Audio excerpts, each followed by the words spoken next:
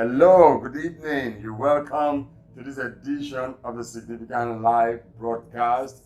My name is Pastor Phil Modo, and with me is my beautiful wife, Pastor Peace Modo. Nice to have you join us this evening in this our political enlightenment edition of the Significant Live broadcast. We've been talking about choosing the next president. And like I said, it's not just about the president, it's about people that will occupy our elective offices in Nigeria. Last week, we looked at the things we should look out for in choosing anyone to become our president or governor or whatever position we want to bring them in. And we said what we should do is to simulate, a kind of interview panel where you are recruiting someone into a position and you have to ask questions from the person. So we said, okay, we are now the interviewers. Can we question and quiz these people that are coming in to positions of authority, elective positions, and find out if they meet certain criteria that are required for the job. So last week, we looked at two criteria that are required for the job. Number one, we looked at their qualifications, academic qualification, as that is, what qualification they have. Do they meet the basic criteria? And we said, for us, we think all the four main candidates meet those criteria, academic criteria for that office.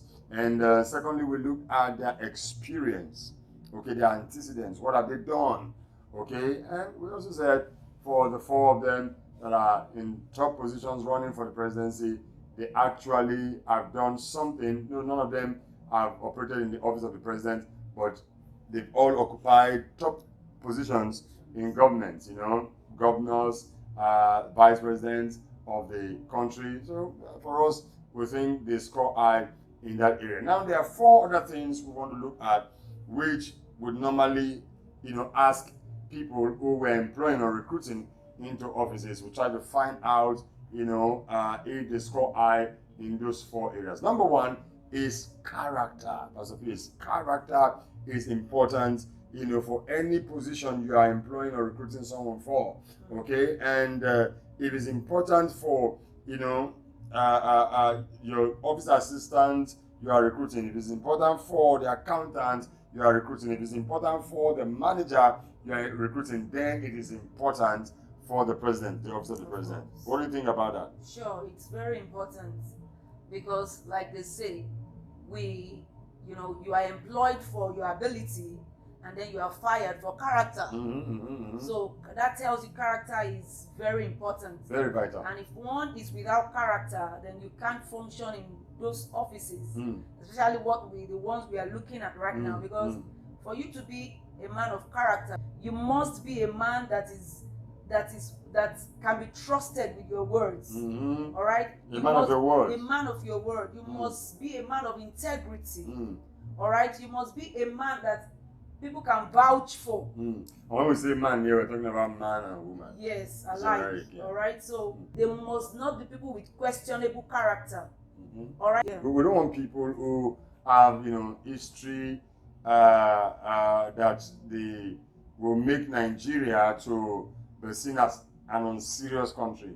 For me, we can forgive history sometimes, but what of when history is still, playing out? If that person has done it in the past and is still doing it, we don't want to employ a thief, we don't want to employ a drug addict, we don't want to employ a drug baron, we don't want to employ, a 419. Now, we don't want to employ a gay, we don't want to employ, all those things. We have to be very careful about them. So if we see someone who had done those things but they've repented, there's no problem. But if someone is still doing those things, then it calls for caution. It's actually a red flag. So just like you will not employ some of those things, people with such things into your office, then you can employ them into elective positions also. You need to be careful, Character matters, Value matters. There must be people that would high moral standards. There must be people with high moral standards. We can't look down on that area. So when it comes to character, anyone that is coming to office must score very, very high. And in addition to all this, the person must be full of compassion. The person must, must have empathy, so that they can feel what others are feeling. Because if that is not in place, they will take decisions without recourse, on how it affects the people. So character is a very important issue to look out for. Come February 25th and March 4th, 2023, we want the right set of people to be elected into our political offices. Another area we want to look at, that we must squeeze them to find out if they score high in that particular area, is the issue of their health. The issue of their health. Nobody wants to employ someone that is not fit into an elective office or into your office, your company. You want to be sure this person is healthy, is she healthy, can she do the job? The same goes for the office of the president. The same goes for the office of the governor. The same goes for any elective office, because it is physically demanding. All those offices, somebody said, are we wrestling? No, it's not about wrestling, but you need some physical fitness or mental fitness, level of mental fitness to do the job. Okay? I think we've added wrong, for two tenures now we've elected people who are sick into the office of the president. For example, in the time of Yaradua, okay, the man was sick. Many knew he was sick, yet he was still elected. Okay, Buhari came in also sick, yet he was still elected, and we know how we suffered, for that. Sorry, I know that they became sick in the office. No, they were sick before they came in. And we turn the blind eye to it. Look at all the man hours wasted. Look at all the administrative hours wasted because we decided to bring in someone that was sick. It affected the economy. It affected planning. It affected implementation. It affected decision making. There was a great lacuna created. That was why cabals took over, because in quotes, cabal in quotes, took over because there was a gap created. Somebody was telling, Rabbi Musa Kampaso, he said, there can't be a cabal in your government because I know there won't be a vacuum. And he was asking, why did you say so? He said, because when there is no vacuum, there is no place for the cabal. He said the cabals only rise when they see that the person in charge is not doing their job. So they say, okay, there's a gap created, so let me, come in and see what I can do, because nature itself abhors vacuum. Abhors vacuum. So the person was explaining that to Congress, and I felt that was very, very intelligent, very, very, apt, very, very correct, that statement the person made. So what we're saying here is this, that we don't want to elect somebody that will come in sick and will spend the next 6 months or 1 year of his tenure trying to get well, or the whole of the 4 years trying to get well. We need someone that is strong enough to hit the ground running as soon as it comes in. So that is something we need to look out for. Don't you think so? Of course. Because such a person must be mentally stable, emotionally stable, for him to handle the country. Of course. If that person is not mentally fit, there's nothing productive the person can really bring to the table. That's the truth. What I want to encourage us to do is look out for their physical fitness, their mental fitness, and be sure they are healthy before you can elect them in. I'm not looking at anybody here, but what I'm saying is this: every one of you that are trying to beg for our votes, that are trying to canvass for our votes, make sure you are healthy. Don't come into the office and kill yourself. We don't want you dead. We want you to do the job and do it well. So if you're not healthy, please stay out, okay? And say, okay, for the sake of this country, I know I have an ambition. I know I have the ability to do this work. I know I'm intelligent and I can do this work and take Nigeria to a better place, but I'm not healthy enough to do the job. Please let someone else do it. We will respect you for the rest of our lives. Give that person your support and everything you have in mind. Yes, to do. Yes. Give it to the person that is healthy. To execute. Yeah. Okay? To execute. Play your part. You can advise, you can counsel. And now, you know why this is very important. Okay. Because a sick man cannot take care of a sick man. That's another issue. So Nigeria is sick. Nigeria is sick right now. We don't need a sick president to take care of Nigeria, because a sick man cannot take care of another sick man. So you need a healthy man to take care of a sick man. Wow. So we need somebody that is healthy, at least to maybe 90% or 80%. Even 70%. All right? To come in and handle this sick country right now. That's what is enough for the wise. Please, Nigerians, look out for the health condition of the person that is coming in. We don't want, another person that will die in Aso Rock. We don't want another person that will spend, months upon months treating from one country to the other just before they can get their jobs done. All this propaganda of, Buhari is not the one there, it's one man from Sudan and so on like that, will not be necessary if we do what is right, okay? So we also want to look at, the person's statesmanship, how the person, will marshal the whole nation, irrespective of your tribe, irrespective of your religion, irrespective of the language you speak, how the person will see everyone as one, okay? And everyone as part of the family called Nigeria, and will not be someone that is so concerned about my tribe. But anyone that is coming in to become the president of Nigeria must see us as one nation, one Nigeria, okay? Someone from far east, someone from far north, someone from far south, someone from far west must be seen as the same. If they are capable of doing the job, don't say, oh, they don't speak my language. If they are capable of doing the job, don't say we don't practice the same religion. Okay? We don't want people like that to be given positions of authority anymore. This idea is just a wobbled idea. Okay? And I don't know where it's coming from, because even God that created us will not look at us that way. He sees everyone as his child. Now, take for example, we are in the classroom, and then a lecturer comes in, and you say you can't be part of that class because the lecturer is not from your religion or is not from your tribe, and then you walk out. Can you imagine? To whose detriment? It's funny. It's yours. It's funny. So let's put all these barbaric and nature. Let's just throw them away. We should throw them away. That is not helping us. It's not helping us. If you must be the general of police, if you must be the head of the military, if you must be a minister, you must be from my tribe. Those things are not working. They are not working. And that's one thing I like, the Jonathan administration, the Obasanjo administration, they brought in people from different tribes, as long as we are qualified, the north and the south, and they got the job done. I want to see a president like that, and I think we can have it. We can have it. So please look at the antecedent of the person. Is the person tribalistic, or is the person a nationalist? Someone that believes we are all one.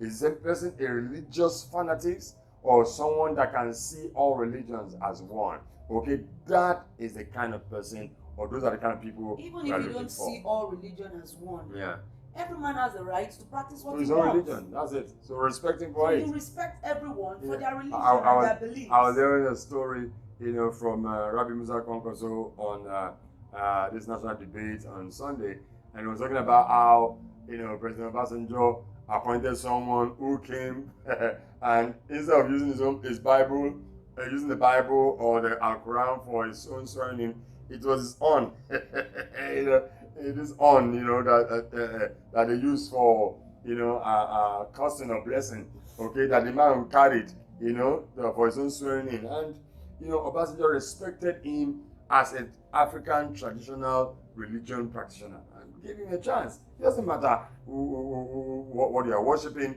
in as much as you're a Nigerian, you deserve a spot in leadership. Okay, lastly, we're going to look at the issue of the manifesto of the people that are asking for our votes. Okay, a manifesto talks about an array of promises and what they want to do to achieve those promises. So you see it focused on health, you see it focused on security, you You see it focus on education. You see focus on the economy and the rest. Okay, so the key problems of the country will be highlighted, and solution will be provided. That's what a manifesto is. Now, so all political parties present a manifesto.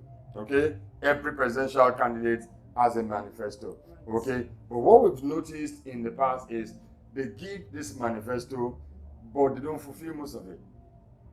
In other words, from the onset, they don't actually have a plan to fulfill that manifesto or the promise. Now, this is how to catch such people. Okay, if they give you high-sounding promises and you don't see their methodology for arriving at that destination, that means they don't have any intention to fulfill that promise.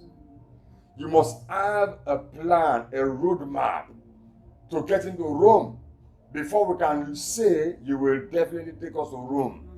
If the roadmap is not there, we must not fall victim this time around.